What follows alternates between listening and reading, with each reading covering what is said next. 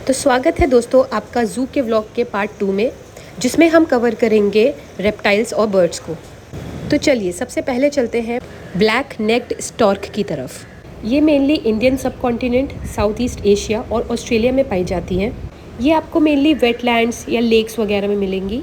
Mail और female वैसे तो एक से होते हैं देखने में, लेकिन फीमेल्स की आंखें पीली होती हैं। अब आते हैं हिमालयन ग्रिफिन वल्चर्स।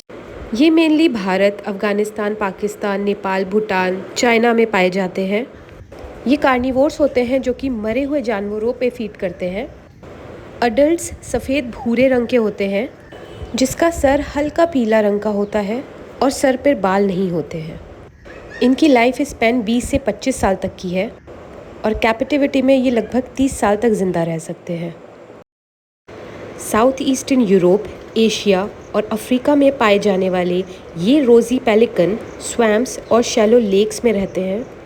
ये एम्फीबियंस, टर्टल्स, इंसेक्ट्स, बर्ड्स और फिश पे फीड करते हैं। मेल्स की जो नेक होती है वो थोड़ी डाउनवर्ड बेंड होती है। फीमेल्स की छोटी और स्ट्रेट बीक होती है। वैसे तो इनका रंग सफ़ेद होता है, नेक की तरफ हल्का पिंक कलर दिखाई देता है। अब मिलते हैं लार्जेस्ट लिविंग बर्ड यानी ऑस्ट्रिच से, जो कि लगभग 2 से 3 मीटर तक लंबी हो सकती हैं और इनका वेट 90 से 160 केजी तक का हो सकता है। ये फ्लाइटलेस बर्ड्स अफ्रीका में पाई जाती हैं। ईमू, जो कि है सेकेंड लार्जेस्ट लिविंग बर्ड, ये फ्लाइटलेस बर्ड्स ऑस्ट्रेलिया में पाई जाती हैं। इनके लंबे और पावरफुल पैर होते हैं और छोटे पर होते हैं। इनकी बॉडी ग्रे से ब्राउन कलर की होती है और इनके हेड और नेक में ब्लू ब्लैक कलरेशन देखने को मिलता है। इनकी लाइफ स्पैन की बात करें तो ये 20 साल तक जीते हैं और कैप्टिविटी में लगभग 22 साल। आइए मिलते हैं पेंटेड स्टॉर्क से। ये भी आपको इंडियन सब कॉन्टिनेंट्स और साउथ ईस्ट एशिया के वेटलैंड्स में दिखाई देंगी। इनके टर्शियल फेदर्स, जो कि अंदर की तरफ के फेदर्स हैं, वो पिंक कलर के होते हैं, जिनकी वजह से इनको पेंटेड स्टॉर्क कहते हैं।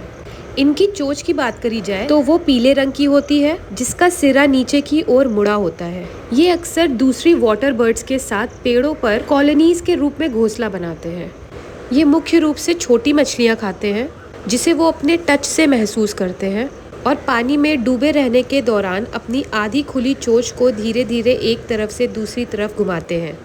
ये धीरे धीरे अपने पैरों से पानी को हिलाते हैं, जिससे मछलियाँ बाहर निकल सकें। ये है यूपी की स्टेट बर्ड, जो कि वर्ल्ड की टॉलेस्ट फ्लाइंग बर्ड है। ये मेनली पेयर्स में पाई जाती है या 3 या 4 के ग्रुप्स में।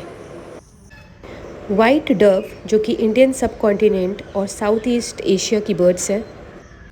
सफ़ेद मोर, जो कि जनरली ज़ू में ही दिखाई देता है। ये जेनेटिक वेरिएशंस की वजह से सफ़ेद होते हैं। Lady Amherst peasant mainly Tibet, China और म्यांमार में पाई जाती है।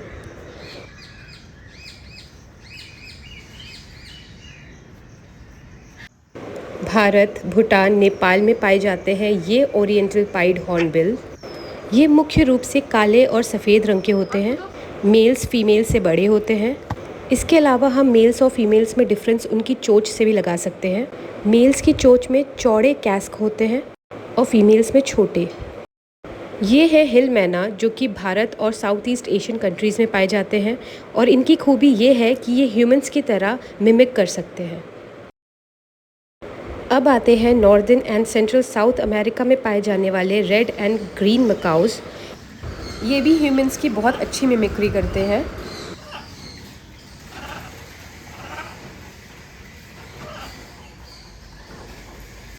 आइए अब चलते हैं रेप्टाइल्स की तरफ, जिसमें सबसे पहले हम इंडियन क्रोकोडाइल्स को देखेंगे, जिनको 3 कैटेगरीज में बांटा गया है: सॉल्ट वाटर क्रोकोडाइल्स, घड़ियाल और मगर।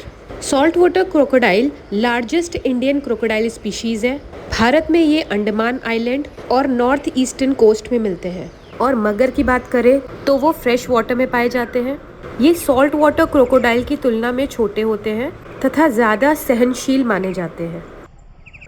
फिर आते हैं घड़ियाल, जिनकी स्नाउट बहुत लंबी होती है, जिसमें लगभग 100 छोटे छोटे आरी जैसे दांत होते हैं। मेल्स के स्नाउट के एंड में बल्ब जैसा उभार मिलता है, जो देखने में घड़े जैसा होता है, इसीलिए इसका नाम घड़ियाल पड़ा है। और इसी से हम मेल और फीमेल्स के बीच में डिफरेंस पता कर सकते हैं। फिर हम मिलते हैं वेनमस सांप की स्पीशी से, जिसका नाम है रसल्स वाइपर। ये one of the most common venomous snake है। इनकी बॉडी ब्राउन कलर की होती है, जिनमें ओवल शेप स्पॉट्स दिखाई देते हैं। ये लगभग 5 से 5.5 फीट तक के हो सकते हैं। ये मेनली गार्डन एरिया, झाड़ियाँ, घास के मैदान, सूखी पत्तियों में रहते हैं। हालांकि ये अजगर के बच्चे जैसे लगते हैं, लेकिन ये बहुत ही खतरनाक सांप हैं। इनको पहचानने का तरीका है कि इनके ऊपरी शरीर पर चेन जैसे आकार के धब्बे हैं। आगे है एक और जहरीला सांप, स्पेक्टेकल्ड कोबरा। ये डार्क ब्राउन से ब्लैक कलर के होते हैं। ये रैट होल्स और डार्क एरियाज में पाए जाते हैं। आप इनके हुड में या फन में चश्मे जैसे चिन्ह देख सकते हैं।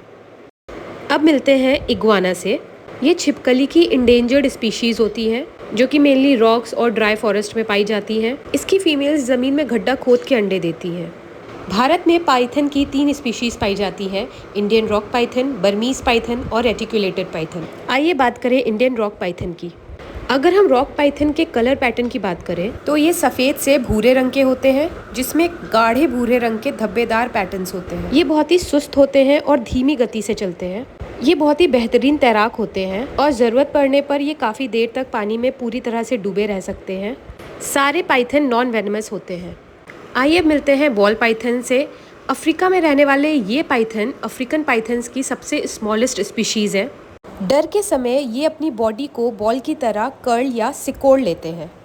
कॉमन सैंड बोआ, जो कि एक नॉन वेनमस स्नेक है, आप ये देख सकते हैं कि ये थोड़े थोड़े रसल्स वाइपर की तरह दिखते हैं, लेकिन वाइपर में एक क्लियर पैटर्न होता है और ट्रायंगुलर और एरो लाइक हेड होता है, जो कि उनकी गर्दन से चौड़ा होता है। वहीं बोआ का सर उसकी गर्दन से मुश्किल से अलग होता है।